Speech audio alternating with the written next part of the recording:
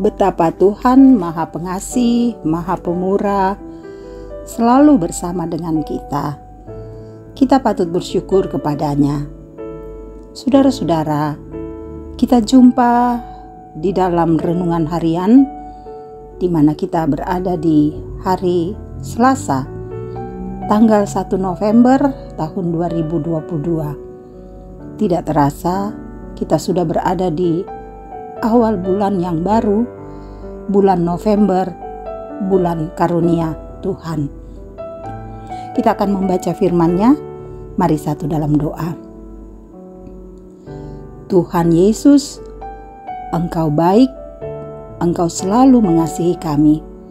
Kami bersyukur Tuhan. Kami akan membaca firman-Mu. Roh Kudus, tolonglah kami, biar firman yang kami baca boleh mengambil bagian di dalam hidup kami. Dalam nama Tuhan Yesus, kami berdoa. Amin. Kitab Nehemia pasal 13 ayat 1-14. Kesetiaan Nehemia kepada hukum. Pada masa itu, bagian-bagian daripada Alkitab Musa dibacakan dengan didengar oleh rakyat. Didapati tertulis dalam kitab itu bahwa orang Amon dan orang Moab tidak boleh masuk jemaah Allah untuk selamanya, karena mereka tidak menyongsong orang Israel dengan roti dan air, malah mengupah Bileam melawan orang Israel supaya dikutukinya. Tetapi Allah kami mengubah kutuk itu menjadi berkat. Ketika mereka mendengar pembacaan Taurat itu, mereka memisahkan semua peranakan dari orang Israel.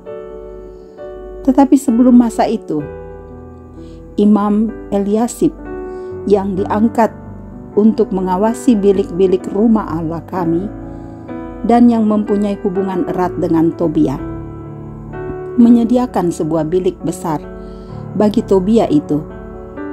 Sebelumnya orang membawa ke bilik itu korban sajian, kemenyan, perkakas-perkakas, dan persembahan persepuluhan daripada gandum, anggur, dan minyak yang menjadi hak orang-orang Lewi, para penyanyi, dan para penunggu pintu gerbang, dan persembahan khusus bagi para imam.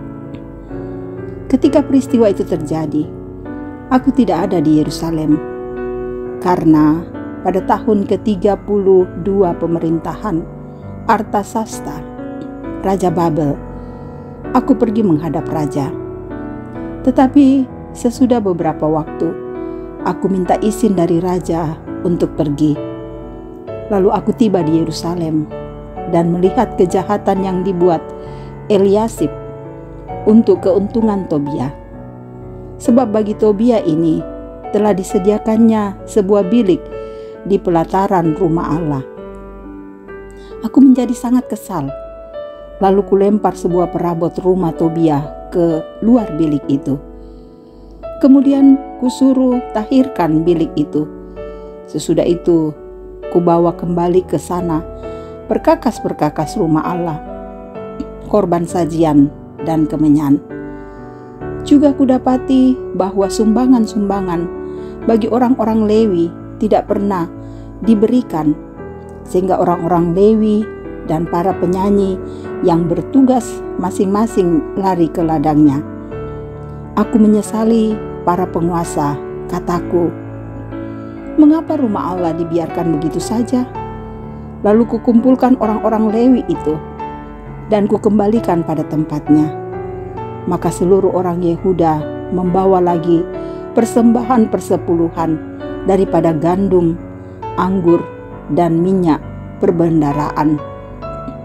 Sebagai pengawas-pengawas perbendaraan, kuangkat Imam Selemnya dan Sadok, seorang ahli kitab, dan Pedaya, seorang Lewi, sedang Hanan bin Sakur bin Matanya diperbantukan kepada mereka. Karena orang-orang itu dianggap setia, mereka diserahi tugas untuk mengurus pembagian kepada saudara-saudara mereka. Ya Allahku, ingatlah kepadaku karena hal itu, dan janganlah hapuskan segala perbuatan bakti yang telah kulakukan terhadap rumah Allahku dan segala pelayanan di dalamnya. Demikian seluruh firman Tuhan. Haleluya. Amin. Tema kita, saudara, Ya Allahku, ingatlah kepadaku.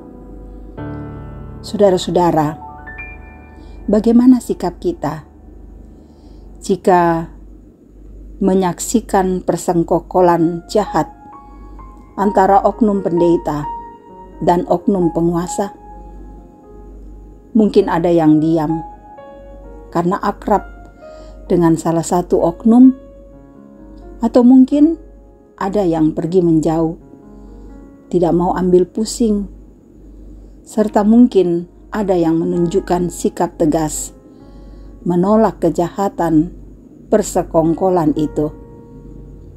Saudara, tampak bahwa penyalahgunaan relasi kekuasaan antara Imam Eliasib dan Tobia dipakai untuk menguntungkan kelompok mereka saja.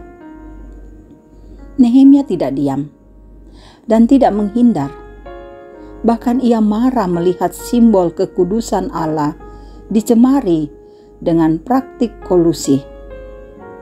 Saudaraku, perikop ini menyoroti oknum imam dan oknum pemerintah, bahkan kita semua yang mencoba menyalahgunakan wewenang demi keuntungan kelompok sendiri.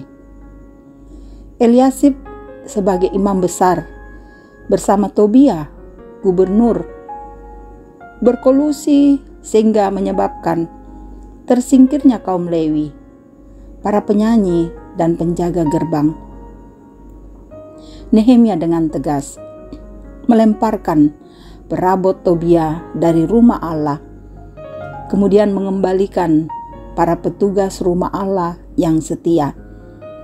Selanjutnya, mengembalikan hak-hak mereka yang selama ini disabotase oleh Imam Eliasib dan Tobia. Saudara-saudara,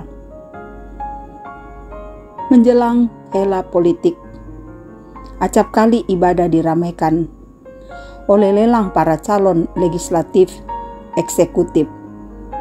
Akibatnya, tidak ada ruang bagi mereka yang lemah secara finansial. Persembahan mereka terpinggirkan.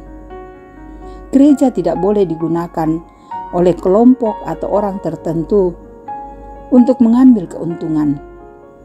Kita semua adalah gereja. Oleh karena itu, jika gereja tidak lagi mencari kerajaan Allah dan kebenarannya, maka kita perlu bercermin pada sikap dan tindakan Nehemia. Bencana terdahsyat adalah ketika Allah berpaling dan melupakan kita, saudara. Karena itu, mari kita semua, kita tetap melakukan kebenaran. Kita tetap berjalan pada rel kebenaran Allah. Ingatlah kasih Tuhan besar, dan karena itu kita pun katakan, Ya Allah, ingatlah kepada kami, biar kami terus melakukan kebenaran-Mu. Amin. Mari berdoa. Bapa di sorga, terima kasih kami boleh mendengarkan firman-Mu. Engkau terus mengasihi kami, Tuhan. Para orang tua kami, berkati mereka, biar mereka tetap sehat dan bahagia menjalani kehidupan ini. Berkati Tuhan, saudara-saudara kami yang selalu mendengarkan renungan ini, biar hidup mereka tetap tenang, kuat, kokoh, dan selalu menyaksikan cinta kasih-Mu yang dahsyat. Anak-anak kami Engkau berkati, mereka dalam pertumbuhan, mereka dalam pendidikan, dalam pekerjaan, mencari pekerjaan. Sayangi, lindungi, dan berkati mereka semua, agar mereka menjadi anak-anak kebanggaan kami. Tuhan memberkati usaha dan pekerjaan kami. Semoga apa yang kami kerjakan dapat kami lakukan dengan baik untuk kemuliaan dan keagungan bagi nama Tuhan. Pergumulan kami, hadirlah Tuhan untuk menolong kami, agar kami dapat melewatinya dengan baik. Baik yang sakit Tuhan sembuhkan, yang berduka Tuhan hibur, yang bermasalah dengan persoalan ekonomi, pendidikan, sosial, budaya, topang kami untuk menyelesaikan dengan baik. Engkau juga memberkati setiap sukacita kami, agar sukacita kami berkenan bagi Tuhan. Dan Engkau juga memberkati para hamba-hambamu, para majelis untuk melayani dengan setia. Demikian juga pemerintah kami Tuhan berkati, agar memerintah dengan bijak. Lindungi kami selalu Tuhan. Kami serahkan hidup kami dalam kuasa-Mu.